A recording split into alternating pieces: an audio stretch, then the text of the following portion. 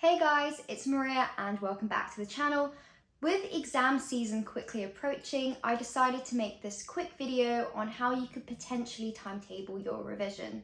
So I went to one of the top grammar schools in the UK between year 7 and year 13, and this is the timetable that they gave us as a suggestion for how we could potentially revise. By all means, you can tailor it to your own needs. And of course, it's just a suggestion. Everybody is different and everybody revises in different ways. The thing I really like about this one though is that it schedules breaks really well, and so that reduces the chance of you burning out, which is the last thing you need. Trust me, I know this from experience because I did suffer from burnout in the middle of my A-level exams. So without any further ado, let's get into the revision schedule. So the first step is splitting up your day hour by hour and then choosing out chunks of 3 hours together. So in this way you form a 3-hour morning session, afternoon session and evening session. The exact timings of these depend on your sleep schedule and when you find studying most effective.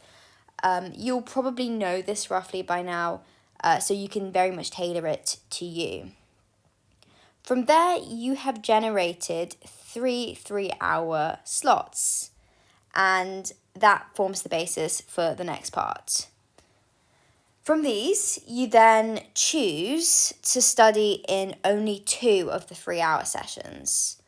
And the school recommended that you should always try and study during the morning session because you have at least a chunk of the work done for the day, and so it doesn't really feel as daunting by the time you're at lunchtime or like midway through the day. Also, for me at least, it worked quite well because I tend to study best in the mornings anyway. The other really important point is that you need to have planned the revision out before you start the session. That could be in the half an hour or hour before or the night before if you're feeling really productive. It's good though because it means you won't faff around. The next key thing is how are these hour slots even structured? So they recommended that you study for 50 minutes and then you take a 10-minute break. This is actually quite important because otherwise your productivity just declines quite quickly. An alternative which I was really keen on was actually to do 25 minutes of work, take a 5-minute break, then do another 25 minutes of work and take a 5-minute break. So some of you are probably quite familiar with this, but this follows the whole Pomodoro method of revision or studying. So for those of you who aren't familiar with that though, it's this idea where you study for quite a focused period of time and then take a break. So typically you do 4 of these slots before you then take a longer break. And then from there, there's an important way to then separate out the sorts of revision you're doing during this time period. So the first 30 to 35 minutes were recommended as key for learning and consolidation. So that could be doing your flashcards, making notes, or reading through things.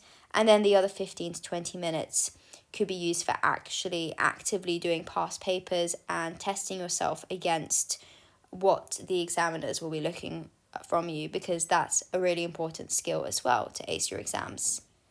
So the next key thing though is looking at this on a week level.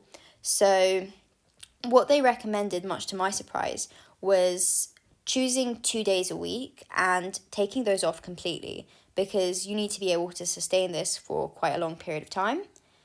And they said that you could alternatively use these as catch-up days if you've fallen behind, but that's not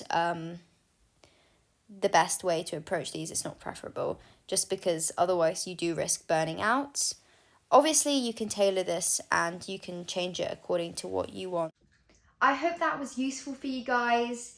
If you've got any questions or suggestions, just let me know in the comments. Hope to see you guys in the next video.